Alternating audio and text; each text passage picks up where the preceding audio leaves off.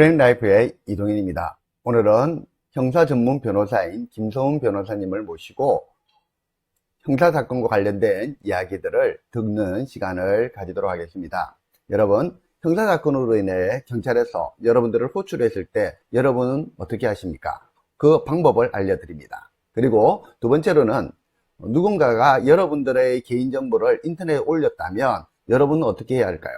당신이 돈을 빌려주고도 돈을 받지 못할 수 있는데 그런 사건이 언제 일어나는지, 그리고 고소 고발 전에 여러분들이 준비해야 할 것들에 대해서 알려드리도록 하겠습니다. 프레임라이프 구독, 좋아요, 알림 부탁드립니다. 프레임라이프의 이동현입니다. 오늘은 김성훈 변호사님을 모시고 오늘 변호 업무에 대한 이야기, 그리고 그간의 스토리들을 함께 나누면서 토크 콘텐츠를 시작하도록 하겠습니다. 안녕하세요, 변호사님. 반갑습니다. 네, 반갑습니다. 예, 오늘 변호사님을 뵙고 오늘 변호에 관련된 법률적인 정보와 함께 변호사님이 지금까지 걸어왔던 이야기, 그리고 꼭 우리 시청자들이 이거를 통해서 좀 좋은 유익한 정보도 얻을 수 있는 그런 시간이 되었으면 좋겠습니다. 알겠습니다. 네, 먼저 우리 변호사님 소개 부탁드리겠습니다. 네, 저는 서초동에서 더불어섬 합동법률사무소를 운영하고 있는 김성훈 변호사라고 합니다. 반갑습니다. 혼자서 지금 변호 업무를 하고 계시나요? 아니면 같이 다른 분하고 같이 하고 계시나요? 네, 저 말고 다른 후배 변호사 2명 해서 총 3명이서 법률사무소 운영하고 있습니다. 그러시군요. 그러면 변호사님께서 변호 업무를 하고 합동법률사무소로 하는 것을 운영하고 계시는데요. 변호사님께서 주로 하시는 일들은 어떤 것이 있나요?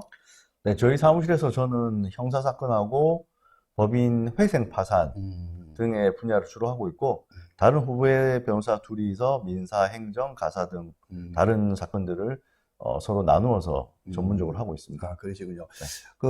우리 시청자들이 아직까지 잘 구분 못하는 부분이 있을 것 같아요. 네. 민사와 형사에 대해서 간단하게 어떤 차이가 있는 건지.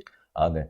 민사는 그 개인들, 즉 사인 간의 어떤 분쟁에 관한 다툼, 법적 다툼이라고 보시면 되고요. 예를 들면 돈을 빌려줬을 때 금전대여 청구, 왜 돈을 안 갚아? 라고 하는 거, 사인 간의 분쟁이지 않습니까? 이런 게 민사고, 형사는 우리가 형사법에 나와 있는 범죄들, 죄형 법정주의에 근거해서 나와 있는 범죄들을 위반했을 때, 그 범죄에 대한 대가로서 개인들에 대해서 국가가 나서서 형벌권을 가하려는 그런 사건이죠. 그래서 우리가 죄를 지었다 하면 형사사건인 것이고, 일반적으로 사인 간의 분쟁, 돈을 빌려준다, 안 갚는다, 아니면은 나쁜 짓을 해서 어떤 피해를 가했을 때 내가 금전적으로 손해를 입었다, 그런 것도 다 민사로 손해배상 청구할 수 있는 거죠. 지금 방금 우리 변호사님께서 파산과 회생에 대한 이야기 잠시 하셨는데, 그 부분을 요즘 이제 개인들 보면 IMF나 어려운 시기가 생길 때 파산을 하고 또 회생도 하는데, 기업도 마찬가지인가 봐요. 기업도 마찬가지죠. 기업도 하나의 법인격을 가진 주체로서 우리 사회에 있어서 필요한 역할을 하고 있는 하나의 법인격입니다. 주체죠. 뭐 일반 회사 생각하시면 될 것 같고, 회사도 영업을 못하고 장사가 안 되면 망할 수가 있죠. 부도나기 전. 부도나기 전에 개인처럼 다시 영업을 할 수 있는 기회를 줄 수 있는 그런 제도가 바로 법인 회생. 그리고 회생이 전혀 불가능하다는 진단이 내려졌을 때는 법인 파산으로 가는 거죠. 네. 그러시구나. 그러면 변호사님께서 그런 일을 쭉 해오셨는데, 이 변호사가 되고자 했던 시기나 어떤 이유가 있었을 것 같아요. 언제 변호사가 되려고 했고, 또 그 이유가 뭐였어요? 저희 때는 어릴 때 저희가 뭐 장래 희망 이런 거 없었지 않습니까? 부모님이 가라고 하면 가는 거니까. 그렇죠. 저희는 그때 뭐 공부 조금 하면 법대 가라 해서 아버님 뜻에 따라 법대를 왔었고, 법대 와 보니까 뭐 그렇게 적성에 안 맞진 않다 라고 해서 법대 공부를 하긴 했었는데, 제가 졸업할 때쯤에 IMF가 터지고 그때 여러 가지 경제적으로 많이 힘들었습니다. 상황들이 여러 가지 사정들. 그래서 법대에서 사법시험을 공부하지 않고 바로 일단 저는 취업을 했었죠. 취업을 해서 증권회사 들어갔다가 직장생활 짧게 하고 나서 다시 이거 평생 직장 하기에는 내가 아니구나라는 생각이 들어서 사법시험을 다시 공부하게 되었습니다. 보통 사법시험은 한 번에 붙기 어렵다는데 오랫동안 공부를 하는 사람도 많이 있다던데요. 많이 있죠. 네. 저 같은 경우도 직장에 샤프표를 낼 때는 한 2, 3년이면 되겠지라고 호기롭게 던지고 나왔는데 직장 수험생활이 꽤 길었죠. 아, 그래요? 예. 그럼 보통 이제 변호사님들이 1, 2년 만에 안 된다. 보통 뭐 5년, 10년 걸리는 분도 있다 하는데 그런 분들이 진짜 큰 도전 아니면 안 될 것 같아요. 그죠? 그렇죠. 저도 그렇게 수험생활이 길 줄 알았으면 안 했겠죠. 솔직히. 예, 그래도 변호사가 그러면 그렇게 되기로 하던 특별한 이유보다 부모님께서 네. 가라고 해서 처음에 변호사를 관심을 가지고 법대로 오셨는데 어느 그 대학을 공부를 하셨어요? 어디 법대는. 법대 나온 거요? 말해도 됩니까? 괜찮아요, 뭐. 예, 저는 고대 법대 나왔습니다. 아, 그러셨구나. 예, 예. 뭐, 말 안 할 만큼 학교도 아닌데, 뭐, 그렇게. 뭐 좋은 학교는 아닌데 괜히 또 자랑한달까 봐. 아니, 그러면 같이 일하시는 분들도 다 예, 그쪽. 고대 후배들입니다. 어. 법대는 아니더라도 예. 꼭 법대 안 나와도 그 당시에 사법시험 많이 그래요? 공부했었으니까. 예. 그렇구나. 요즘은 그렇지 않지 않나요? 지금 이제 사법시험 제도가 완전 폐지되고 로스쿨 제도가 정착돼서 이제는 다들 이제 다른 일반 학부 과정 졸업하고 대학원 과정인 이제 로스쿨로 들어가서 이제 공부를 하는 거죠. 예. 그 변호사님께서 지금까지 변호사 업무를 지금 하고 있지만 변호사가 되기 전에 어떤 기억에 남는 어떤 이랬던 나는 변호사가 되어야 되겠다. 부모님의 어떤 이야기도 있었겠지만 내 나름대로 어떤 이유가 있었기 때문에 나름대로 어떤 나름대로 목표도 생기지 않았을까라는 생각이 드는데요. 이제 법대 들어가고 나서 이제 제 적성에 맞는지 안 맞는지는 이제 처음에 몰랐는데, 법대 생활을 좀 하다 보니까 그 과의 공부에 대한 조금 재미도 생겨났고, 그때 솔직히 어렸을 때 젊었을 때 가졌던 감정은, 정의로운 검사, 정의로운 검사. 사회의 구악을 척결하는, 뭐 옛날 모래시계 검사처럼. 지금 이제 검사님들 좀 욕을 많이 먹으시는데, 뭐, 그 당시에는 그래서 그렇게까지는 아니었으니까, 그런 꿈은 솔직히 있었죠. 그래서, 내가 사법시험을 좀 빨리 합격하면, 검사가 되어야 되겠다는 그런 희망은 가지고 있었습니다. 그러셨구나. 그러면 변호사가 어렵게 되고, 그리고 변호사가 된 이후에 지금 한 몇 년 정도 지나시나요? 변호사가 된 이후에. 지금 이제 10여 년 조금 넘었죠. 그러죠. 그럼 변호사 업무를 하면서 네. 특별히 기억에 남는 일들이 있나요? 뭐, 요런 이야기하면 제가 좀 부끄러운데, 제가 이제 사법시험 수험 생활을 신림동에 올라와서 다시 했습니다. 그때 이제 수험 생활이 조금 길어지니까, 제가 이제, 그때는 신앙을 갖기 전이었는데, 그냥 하느님께 무조건 기도했습니다. 빌었습니다, 마음속으로. 저 시험만 합격하게 해주면, 하느님을 위해서 교회도 꼭 나가고, 그리고 제가 변호사로서 어떤 공익적인 활동, 즉 1년에 최소 1회 이상 무료 변론을 하겠다라는 마음을 가졌고, 결국 이제 시험이 되고 난 이후에 그 약속을 지키려고 1회 이상 무료 변론 사건들을 제가 했었죠. 그때 처음 했던 사건이 그 당시 2012년도 경연쯤이었는데, 그 엄마가 그 어떤 여러 가지 사정에 의해서 자기 아이들 셋을 이렇게 하늘나라로 보내는 그런 좀 불행한 사건이 있었죠. 그때 그 사건이 저는 기사에 많이 언론에 보도됐었는데, 지금이야 뭐 여러 가지 뭐 가족들 간의 비극적인 사건도 많고 하지만 그 당시만 해도 상당히 충격적인 사건이었고, 저는 아마 비하인드 스토리가 있을 것 같다 해서 그 구치소에 가서 접견해서 어렵게 그분이 좀 의심을 하더라고요. 아니 왜 나한테 변호사님이 갑자기 와서 변론을 하겠다고 하는지 의심을 했었는데, 잘 설득을 해서 무료 변론을 해서 그때 한번 끝까지 변론한 적이 있습니다. 근데 어차피 그거는 죄는 지었기 때문에 뭐 수용 생활을 해야 되지만, 저는 어쨌든 조금 그런 여러 가지 힘든 비하인드 이야기 때문에 어머니가 그런 결정을 했다는 걸 이야기를 하고 싶었던 거였죠. 그래서 안타깝게도 어쨌든 지금까지 수영 생활을 하고 계십니다. 그러시구나. 그리고 그 외에도 또 계속 1년에 하나씩 하기로 했었으면 하나 외에 더 많은 이야기 있을 것 같은데요. 많은데 뭐 여기서 뭐 시간상 다 말씀드릴 수는 없고, 그리고 나서 뭐 2014년도에 개인정보 유출에 따라서 그 카드 소송 같은 경우도 거의 뭐 착수금은 저희가 받지 않는 금액으로 해서 시작을 했었고, 또 뭐 이상호 기자님 사건이라든가 아실 분도 아실 건데 그다음에 그 김광석 씨 가수 김광석 씨 그 많이 본인 알고 대신 있는 예, 그때 한번 몇 년 전에 좀 이슈가 되셨죠. 그때 그 김광석 씨 가족들 유족들 대리해서 제가 그 부인을 상대로 한 소송도 많이 진행했었습니다. 네네. 우리가 알만한 분들의 이야기들이네요, 그죠? 네네. 그렇구나. 뭐 연예인분들 사건들도 꽤 많이 했었는데 다음에 언제 제가 한번 시간 되면 여기서 한번 예, 재밌게 한번 그러겠습니다. 말씀드리겠습니다. 예, 알겠습니다. 그리고 이런 경우 있더라고요. 저도 이제 가끔 이제 보이스피싱에 오면 검찰청에서 전화 왔습니다 하면 아우 이거 또 마음이 두근거리고 근데 실제로 경찰에서 무슨 사건 때문에 그렇습니다라고 실제로 진짜 이렇게 전화 올 수도 있잖아요. 있죠. 그래서 실제로 이제 경찰서를 방문해야 될 때도 있단 말이에요. 네, 맞습니다. 그럴 때 이제 참 불안해요. 내가 잘못도 없는데 또 누군가 뭘 했지? 이런 어떤 경우가 있는데 이런 일이 당했을 때 개인으로서 어떤 조치를 취하면 참 좋을까요? 네. 뭐 저도 지인들한테 많이 전화 받는데요.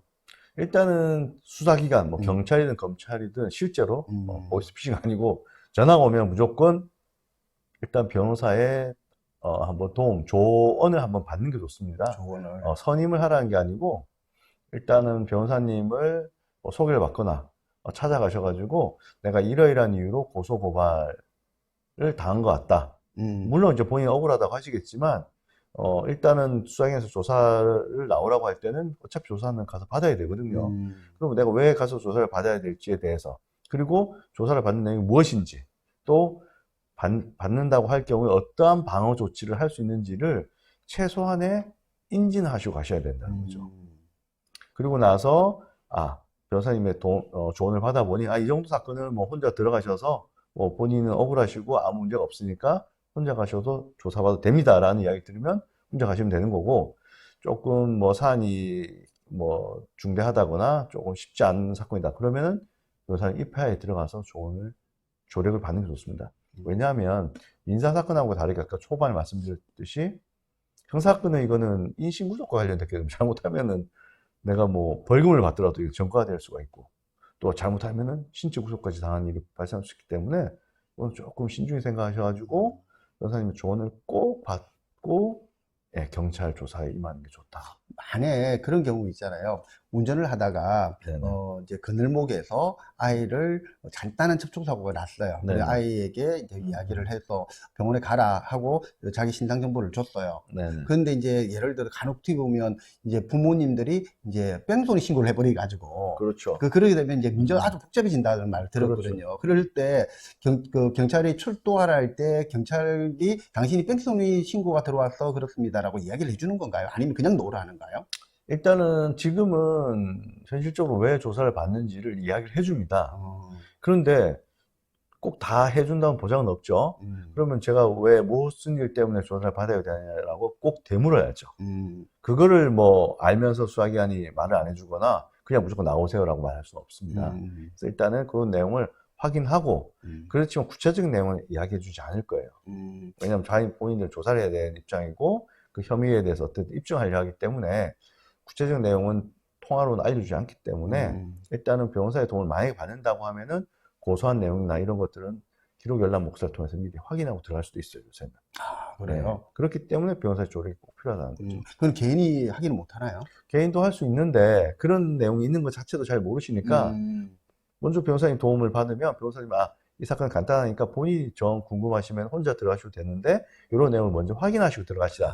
이런 조언도 받을 수 있으니까 그러니까 그게 필요하네요. 제가 변호사님의 조언 즉 상담 같은 건 꼭 받고 들어가시라는 거죠. 그러니까 보통 사람들이 겁을 먹고 어떻게 둥둥거리고 있는데 변호사한테 상담을 받고 인포메이션을 해서 어떤 것을 당신에게 경찰이나 검찰에서 연락 왔으니까 이런 것을 말씀을 드리면 정보를 주시고 또 열람을 하고 그래서 조사를 받으러 가는 것이 훨씬 낫겠네요. 아무것도 모르고 가는 것보다. 그렇죠. 만약에 그 사건이 중대하다면 변호사님이 선임을 하든지. 그렇죠. 그 판단은 나중에 되니까 일단은 제가 조언, 즉 상담을 받으라는 거지 선임을 하라는 건 아니니까 오해하지 마시고 그 다음에 꼭 필요한 이유가 만에 하나 이제 저희 실무에서 많이 겪는데 혼자 들어가 조사를 받으시잖아요. 그럼 본인도 좀 억울한 부분도 분명히 있을 거예요. 그런데 수학에는 결코 우호적이지 않습니다. 조사를 받는 피조사인한테는. 왜냐하면 그 범죄 혐의를 입증하고 잘못이 있으면 무조건 처벌하려는 게 수사기관의 목적이기 때문에 존재 이유죠. 내가 혼자 들어가서 진술하다가 잘못 진술하거나 뭐 실수를 불필요하게. 하거나 불필요한 말을 많이 불리하게 말을 많이 했을 경우에 이걸 번복하기 상당히 어렵습니다.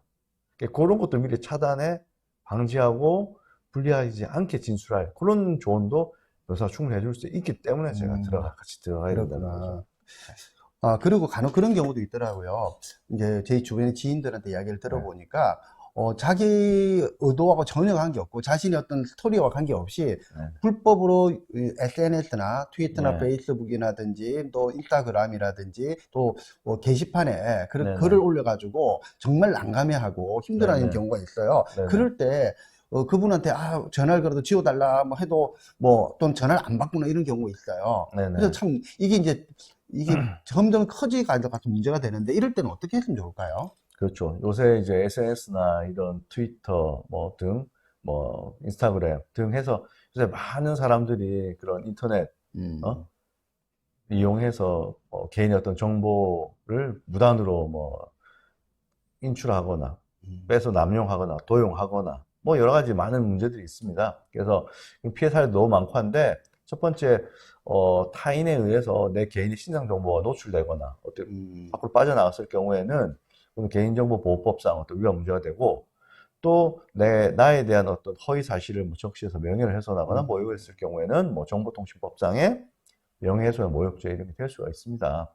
그럼 내가 그런 피해를 당했을 경우에 제일 먼저 해야 될 거는 그 당사자를 알면 그 당사자한테 왜 그런 글을 올렸는지 그런 내용을 삭제해달라 그 요청을 먼저 하고 아니면은 그런 글이 올려가 있는 포털 사이트나 이런데 접근해서 이건 허위 사실이니까 내려달라 라고 해서 일단 1차적으로 먼저 그런 선별적인 조치를 하시고 난 이후에 그래도 그게 통하지 않는다. 그럼 이제 변호사의 조언을 받아서 형사적인 어떤 고소든 이런 필요한 조치를 해야 되죠. 네. 그렇군요. 그러면 이제 근데 문제는 또 하나. 네. 제가 이런 사건들 많이 해보면 실제로 쉽게 말하면 이 IP 추적이라든가 이런 것들 왜냐면 개인의 어떤 그 인적 사항 이런 게 다 노출되는 게 아니고 다들 어떤 요새는 그런 게 남의 어떤 정보를 유출하거나 아니면은 모욕한 사람들이 이런 아이디 추적 이런 IP 추적 이런 것도 전혀 안 되게 한번 외국에 가서 다른 걸 이용한다든지 해서 거의 노출 안 되는 정도로 많이 해서 실제적으로 고소를 해도 또 불가피하게 추적이 어려운 경우도 실제로 다반사입니다. 그럼 만약에 실제로 그 사람이 적은 걸 확실히 알 수만 있다면 알 수만 있다면 되는데. 수사기관이 처벌을 확실히 하는데 예를 들어서 아이돌이나 연예인들에 대한 어떤 광팬들 예를 들면 이런 사람들 간에 서로 이렇게 팬들 간의 어떤 광팬들 간에 서로 간의 어떤 분쟁이나 모욕 붙을 때는 좀 교묘하게 외국을 이용해서 이런 IP 추적 안 되는 식으로 해서 서로 모욕하고 명예훼손하는 그런 경우들을 제가 보니까 실질적으로 고소해도 어려운 경우들도 있다는 거. 그러시구나. 예외적으로 있습니다. 그러면 내가 피해를 입었어요. 근데 네. 내가 피해를 입었습니다. 억울합니다. 라고 해서 이제 이럴 때 내가 억울하다고 해서 이게 해결되는 게 아니잖아요. 뭔가 증명을 해야 되잖아요. 네, 맞습니다. 증거가 있어야 되고. 네, 맞습니다. 그랬을 때 내가 피해를 입고 잘못하면 내가 고발을 당하나 고소를 당해서 이제 이런 문제가 생기는데 이거를 안 당하기 위해서 내가 뭔가 준비를 해야 되는데 그걸 증명하기 위한 걸 뭐가 필요한 것 같아요? 그러니까 우리 일반인들께서 일반적으로 생각할 때 이렇게 생각 많이 하십니다. 전화 오셔가지고 나 이러이러한 억울한 일을 당했습니다. 그러니까 나 당연히 피해도 손해도 배상받고 억울함도 다 회복되겠죠 라고 말씀하시는데 현재 실무에서는 그렇지 않죠. 이게 무슨 말이냐면 예를 들어서 나는 잘못한 게 아무것도 없는데 누군가 나한테 어떤 가해를 했다. 나 이거는 억울하니까 나는 수사기관에 고소하고 그 다음에 금전적으로 손해배상 청구하면 다 보존받는 거 아닙니까? 라고 이야기를 하는데 그게 아니고 내가 억울한 일을 피해를 당했으면 그 피해에 대한 증거는 내가 스스로 확보를 해서 내가 수사기관에 제출해야 됩니다. 수사기관이나 법원이 만능으로 하느님처럼 모든 걸 다 처리해 주지 않아요. 그러니까 형사 고소를 할 때는 내가 피해를 당했다. 그럼 고소에 필요한 자료들, 피해 사진이라든가 피해 장소라든가 아니면 누군가 봤으면 본 사람 증인의 어떤 목격 진술이라든가 이런 게 필요한 것이고 민사로 내가 금전적인 손해 피해를 입었다. 근데 피해 금액을 어떻게 피해를 입었고 금액이 얼마고 이런 것도 내가 다 만들어서 법원에다 제출해야 되는 겁니다. 그러니까 가만히 있으면 권리의 잠자한 자 보호하지 않는다는 법원처럼 가만히 있으면 보호를 못 받아요. 그러면 이제 저희가 상담받을 제일 먼저 하는 게 피해를 받았다고 하면 그렇다면 그와 관련된 증거 서류는 무엇이 있습니까? 라고 제일 먼저 묻죠. 그런 게 하나도 굽이 없고 앞으로도 갖춰지지 않는다. 그럼 이거는 어렵습니다라고 말씀드리는 거죠. 그죠? 그렇죠. 그래서 결론적으로 말씀드리면 억울한 일을 당했다고 해서 무조건 법적으로 구제받는 게 아니고 내가 그에 대한 필요한 증거 자료를 내가 다 준비하고 갖춰야 된다는 걸 그 말씀드리죠. 증거 자료라는 것은 예를 들어서 이제 어떤 사례가 있으면 이런 것이 부족해서 이런 안 거죠. 됐다. 내가 홍길동이한테 1,000만 원을 빌려줬다. 돈을 빌려준 건 사실이고 팩트지 않습니까? 그리고 나는 돈을 한 달 후에 받기로 했어요. 근데 한 달이 지났는데 홍길동이가 내가 언제 당신한테 돈 받았어? 라고 했을 경우에 나는 그럼 돈을 받을 수 있을까요? 없을까요? 증거는 일단 아무것도 좀 없어요. 못 받을 수도 있겠죠. 잘못하면. 계좌 이체한 것도 없고 현금을 줬으면. 현금을 줬어요. 그리고 누구한테 내가 주는 것을 누군가 본 것도 없다. 그럼 어떻게 해야 될까? 그리고 지금 부인하고 있어. 자, 받은 적 없다. 그러면 이제 준비해야 될 거는 우리가 조언을 이렇게 해드리죠. 먼저 소송하기 전에 홍길동한테 전화해서 야, 나 1,000만 원 그거 빌려준 거 언제 갚을 거야? 언제 줄 거야? 라고 해서 홍길동이로부터 딱 한마디. 아, 그래. 받긴 받았는데 내가 지금 여력이 안 돼서 못 줘. 미안해. 라는 말 한마디를 미리 받아놔야 된다는 거죠. 수단과 방법을 가지 말고. 그거는 불법이 아닌가요? 상대방과 이자 간의 대화 녹음은 불법이 아닙니다. 일반인도 그거 많이 오해하시는데, 요런 게 불법인 거죠. A와 B가 대화하고 있는 걸 제3자인 내가 중간에 끼어들어서 녹음하는 거. 제3자 간의 대화를 녹음하는 거. 요거는 불법인데, 당사자인 내가 상대방과 녹음하는 거는 문제가 안 됩니다. 그래서 내가 통화하면서 녹음을 한다든지 아니면 대화가 하면서 지금 우리 원장님과 같이 통화하면서 대화하면서 녹음하는 거 아무 문제가 안 됩니다. 그런 걸 받아 놓든지 아니면은 돈을 빌려줄 때 제3자가 받다든지 아니면은 내가 돈을 빌려주고 나서 야, 홍길동이가 나한테 1,000만 원 빌려갔어 오늘. 아, 나도 힘든데 친구니까 빌려달라 해서 내가 힘들게 빌려줬다 라는 말을 그 당시에 누군가한테 해서 그런 사람이 증언으로 나와준다든지 이런 것들이 증거가 될 수 있는 근데 거죠. 그것도 이제 그 사람이 안 받았다. 나는 빌려친 적이 없다 하고 그 사람 말했던 그건 둘이 짜고 했다. 이렇게 될 수도 있지 않나요? 괜찮나요? 그건 이제 판사님 판단하는 문제죠. 이제 상황을 봤다. 그렇죠. 물론 이제 그럴 때 증인으로 나와서 증언할 때 이것도 허위 증언은 또 위증죄로 처벌받기 때문에 아무리 친한 친구지만 거짓말까지 자기 위험을 무릅쓰고 나오겠냐 그런 것까지 다 판단하시는 그러니까 본인이 이제 듣기는 들었다 하더라도 이쪽에서는 또 빌린 사람의 대여자 입장에서는 안 받아도 우게 되고 저 사람이 거짓말했다고 우게 될 수도 있잖아요. 그렇죠. 그러니까 그런 게 아까 말한 그래서 확실한 증거를 미리 차용증을 받아 놓는다든지 아니면은 차용증 서로 간에 친한 관계라서 쓰기 어렵다. 그러면 최소한 계좌 이체를 통해서 내가 1,000만 원 가는 걸 만들어 놓는 계좌 이체로. 네. 그 정도만 해놔도 나중에 상대방이 부인할 경우에 그걸 갖다가 다시 재반박해서 빌려준 거로 될 가능성이 높은 거죠. 그래서 모든 게 어떻게 보면 거래 관계라는 게 다 보면 법적인 문제거든요. 그래서 예를 들어서 돈을 빌려줄 때 상대방한테 증거를 받기 어렵다. 그런 경우 많이 발생한다면은 미리 법률가의 조언을 받아서 최소한 요 정도는 해놓으십시오라고 안전장치 해놓다면 문제가 안 되죠. 이런 경우도 친한 친구라서 내가 차용증 쓸 수가 좀 어려운데 그렇잖아. 친한 친구야. 그럴 경우에는 그러면 최소한 계좌 이체를 한다든지 아니면 통화로 야 오늘 1,000만 원 보냈어. 요거 내가 힘들게 마련했으니까 너 나중에 이거 언제까지 꼭 돌려줘. 라고 그 정도만 녹음해 놓으면 나중에 부인을 한다 하더라도 그 당시 녹음해 놨으니까 충분히 돌려받을 수 있죠. 미리 이제 사전 어떤 조치가 필요하다. 그렇죠. 무작정 이제 믿고 기다리는 것도 좋지만 그런 지난번에 변호사님 한번 이야기하실 때 믿고 하다가 손해본 분도 있다는 이야기를 들었거든요. 있죠. 제 아는 의뢰인분 중에 한 분이 3억을 친한 지인한테 빌려줬어요. 3억을요? 네. 3억을 이제 금전을 대여해 준 거죠. 이거 일반 채권이라고 그러는데 요거는 이제 소멸시효가 10년이에요. 돈을 빌려주면. 네. 그럼 내가 갑자기 소멸시효가 뭡니까? 라고 하는데 내가 권리란 것도 행사를 안 하면 법에서 그냥 소멸시켜 버립니다. 내가 돈을 빌려줬지만 받을 수 있는 권리, 즉 청구할 수 있는 그 권한을 10년으로 못을 박아 놓은 거예요, 법에서. 10년을 도과해버리면, 지나가버리면 못 받는 겁니다. 그러니까 이분 같은 경우는 친한 지인이 3억을 빌려줬고, 사업적으로 너무 힘들다고 해서 그냥 개인으로 빌려준 건데, 계속 돌려달라고 해도, 조금만 기다려. 내 사업만 잘 되면 줄 거야. 라고 해서 믿고, 시간을 경과하다 보니까, 10년이 지나가 버렸네. 그 차용서도 안 적었기 때문에. 그런가요? 차용증도 안 썼고, 썼어도 이때는 상관없어요. 예? 시간이 지나가 버렸기 때문에. 시간이, 뭐, 예를 들어, 10년, 계약을 했는데, 예를 들어, 돈 다음에 생기면 줄게 하고 계약서 차용증도 썼어. 그래서 3억을 빌려줬어. 네. 그러면 당연히 3억 받는 게 아닌가요? 당연히 받은 증거로서는 확실한데, 이 소멸시효는 별개의 제도로서, 권리 위에 잠자는 자 보호받을 수 없다. 그럼 즉, 10년, 어떻게 해야 돼요? 그러니까 10년 가기 전에 무조건 소송을 걸든지, 그걸 소멸시효 중단이라고 그러는데, 소멸시효가 지나가는 걸 막는 제도가 또 있어요. 법에서 서로 간에 공평한 거죠. 가만히 있으면 소멸시효로 권리가 없어지는데, 그걸 또 막기 위해서, 그러면 중간에 한번, 예를 들어서 일부라도 변제를 받게 한다든지, 일부를 변제받으면 또 내가 채권자한테 권리를 갖다가 행사하는 걸 인정해줬기 때문에 소멸시효가 중단이 돼버려요. 중단되면 그때부터 새로 소멸시효가 시작돼요. 또 10년이 되는 거예요?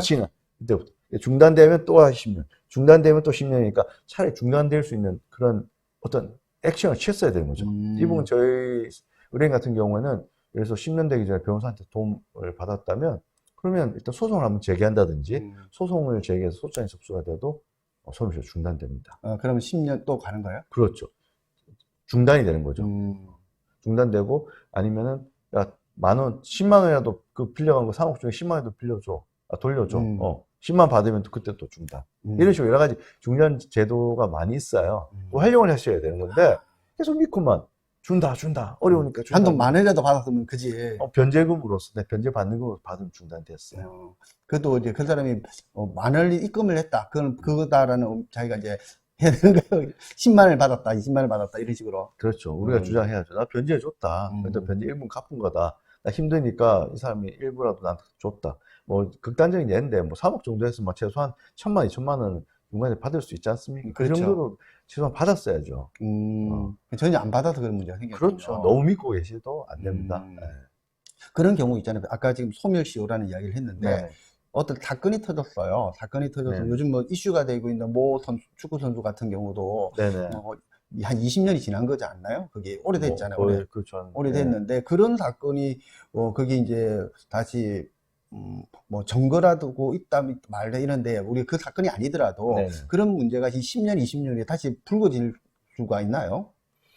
그러니까 지금 언론에 문제되고 있는 축구 선수 같은 경우에는 지금 제가 이렇게 봤을 때는 초등학교 5학년, 6학년 때 서로 양자간의 일이기 때문에 이거는 민사적으로 소멸시효도 다 완성됐고 그 다음에 형사적으로도 지금 강제추행을 많이 실질했다고 한들 예를 들면 그것도 또 공소시효라 그래요.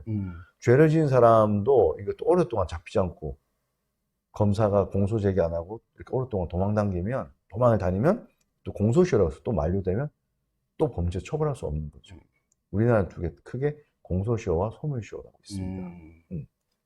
그러니까 지금 그거는 법적으로 어떻게 할 수 있는 아무런 제재할 방법이 없어요. 없는데 이제 도덕적인 부분이 있을 줄 몰라도 그렇죠. 그러면 지금 남아있는 건 뭐냐? 서로 간에 법적인 공방이 아니고 사실관계의 공방인 거죠. 사실 진위가 뭐냐의 문제인 것이고 그거는 서로 각자 증거 있으면 내면 되는 거죠. 네. 그거는 판사가 판단할 거고. 아니 법적인 문제는 아예 발생 안 되는 거죠. 안 되는 거예요? 왜? 아까 말한 공소시효, 소멸시효 지나가 보면 법적으로 뭔가 제기할 수 있는 게 아무것도 없어요. 아까 소멸시효나 공소시효가 보통 범죄마다 다 틀리고, 예. 채권마다 다 틀리고, 예를 들어서 내가 상사 채권이라든지, 사업하는 사람들끼리 돈을 빌려주면 또 5년이에요. 짧아요. 일반 개인들 같은 거에 내가 친한 지인들 간의 거래는 10년인데, 사업하기 위해서 내가 사업하는 분들 간의 거래는 또 상사 소멸시효라서 5년 짧아요. 사업하는 사람, 비즈니스적으로는 5년이고, 만약에 이제 그분이 이제 개인적인 만남이면 10년이고. 네네. 그런 둘 중에 한 사람이라도 상인, 즉, 사업하는 사람이면은, 그런 거에 관련된 거면 5년 짧습니다. 그것도 많아요. 도급 같은 계약 같은 거. 하여튼 채권이라는 건 내가 받을 수 있는 권리잖아요. 그게 채권의 성격에 따라서 1년짜리, 3년짜리, 5년짜리, 10년짜리 다 틀리니까 그런 것도 무조건 혹시 소멸시효 도과되면 완전히 그냥 못 받으니까 최소한 한 번은 보험조회를 네. 받아야 되겠죠. 아, 그러시구나. 그런 걸 모르고 있는 분들이 정말 많아요. 저도 지금, 이야기를 하면서, 아, 그런 게 있구나라고 느낄 정도니까, 보통 다른 사람들, 뭐 좀 법에 아는 분은 모르겠지만, 그러지 않는 분들에서는, 돈 빌려주면 당연히 내가 받을 수 있겠지. 뭐, 소멸시효라는 개념도 전혀 없으니까. 저희는 이제 일단 뭐 돈 누구한테 빌려줬는데 받으러 왔습니다. 좀 어떻게 할까요? 라고 하면 제가 제일 먼저 물어보니까 소멸시효부터 따져봅니다.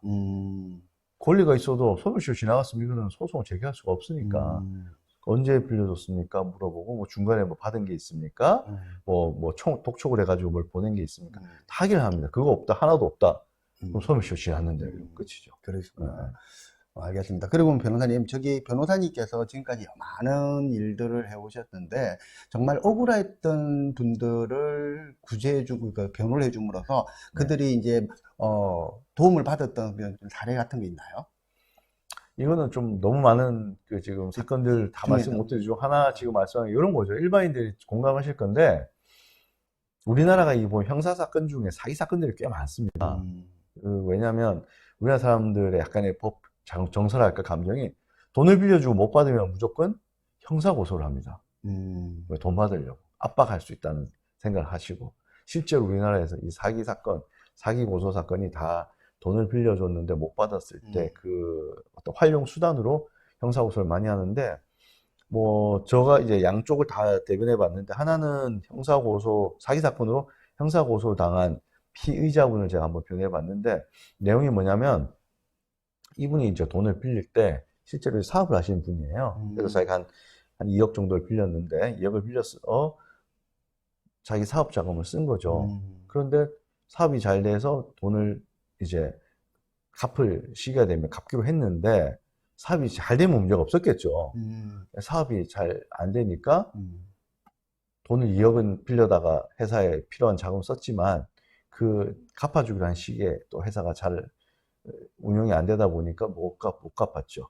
이럴 경우에 이제 그 돈을 빌려준 분 입장에서는, 생때 같은 돈 급하돼서 빌려줬는데 못 갚으니까 당연히 형사고소를 한 거예요. 사기죄로.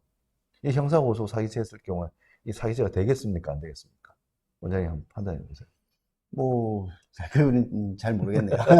일반인 당연히 모르시죠. 모르죠. 돈을 빌려갔는데 떼어 먹었으니까 사기 아니냐라고 하시는데, 돈을 빌려갈 당시에 이 사람이 정말로 갚을 생각이 있는지, 갚을 생각으로 가져갔으면 사기가 안 되는 거예요. 그러면 그 한임도 아닌데 그걸 어떻게 알겠냐 이렇게 이야기 하시겠죠. 그렇죠.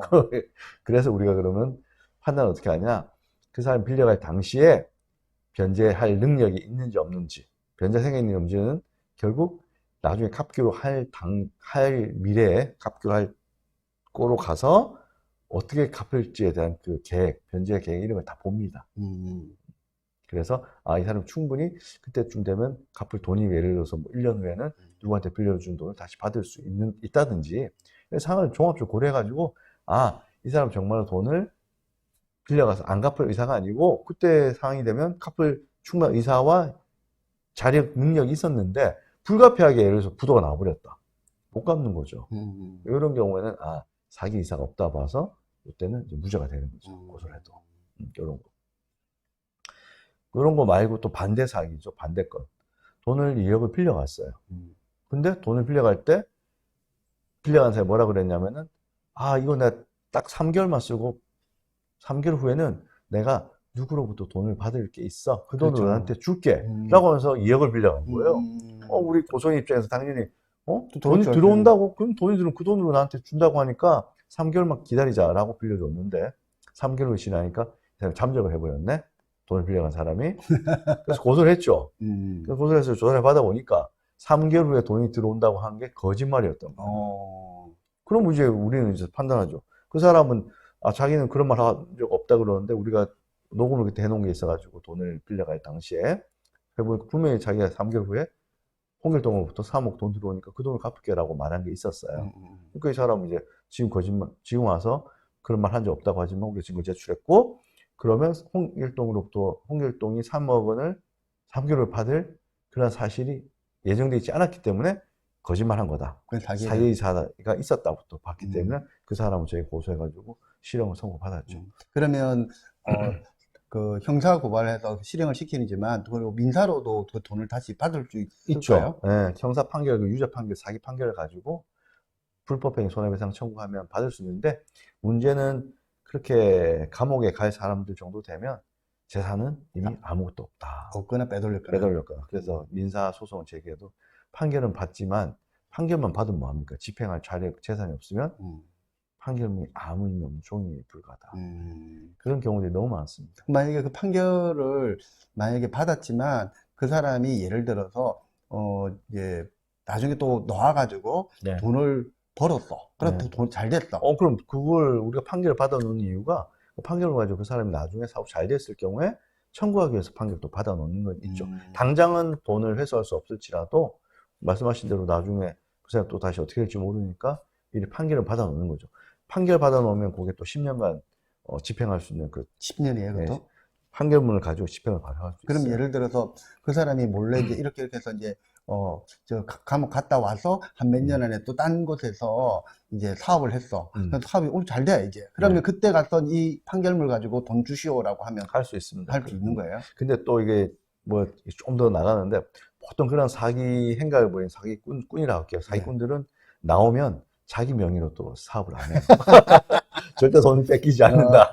그러겠는데 들어온 돈은 절대로 나가지 않는다. 그러니까 사기 안 당하시도 조심해야 되는 거죠. 네, 그래서 뭐 돈을 빌려준다든지 무슨 계약서에 사인할 때는 뭐 요새 변호사들님들 너무 많이 나오고 계시니까 뭐 그런 거 조언 받고 하는데 크게 뭐 상담은 많이 비싸지 않아요.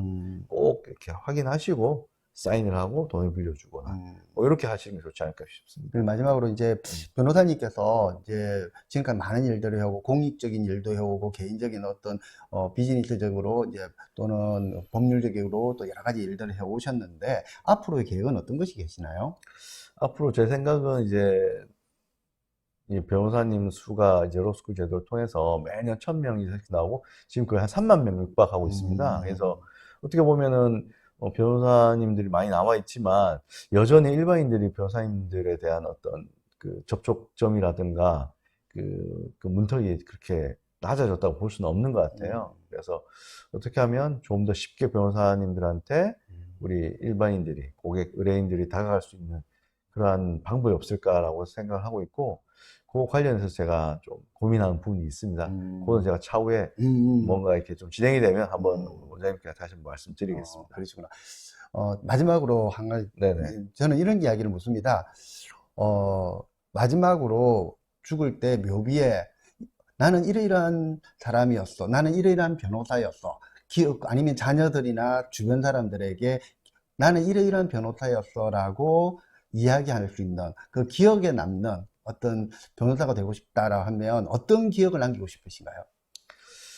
그 참 좋은 질문이신데 저는 이제 어떤 변호사, 그러니까 제 직위, 직책, 뭐 직업으로서의 어떤 변호사로 남기고 싶은 부분도 물론 있는데 그것보다는 조금 솔직히 지금은 그냥 한 개인으로서 만약 죽는다면 묘비에 난 웃으며 살다 갔다. 웃으며 살다 갔다. 네, 그렇게 만약에 쓸고 갈 수 있다면 내가 좀 재밌게 행복하게 살다 가지 않았을까. 네, 그런 생각으로 그 묘비에 그냥 간단하게 웃으며 살다 간다 라고 하면 정말 행복하게 잘 살았다는 느낌일 것 같아서. 그러면 나중에는 만나면 그러면 웃으며 살고 계신 우리 변호사님 다시 한번 뵐 수 있겠네요. 그러면 언제든지. 그러면 오늘은 네. 여기까지 하도록 하겠습니다. 오늘은 우리 김성훈 변호사님을 모시고 이제 이야기들을 쭉 토크 콘서트 형식으로 이야기를 들어봤습니다. 마지막 생에 웃으며 살다 간, 그리고 어려운 사람들을 위해 1년에 한 번씩 그리고 변호를 해주고 또한 여러 어려운 분들에게 정말 자신의 일처럼 도와주고자 했던 우리 김성훈 변호사를 만났습니다. 여러분들도 어려운 일이 당하시면 주변에 있는 변호사님들을 찾아뵙고요. 여러분의 어려운 문제를 알려주시면 좋지 않을까 그런 생각이 되어집니다. 오늘 긴 시간 동안 이렇게 참여해 주셔서 감사합니다. 감사합니다. 감사합니다. 예, 감사합니다.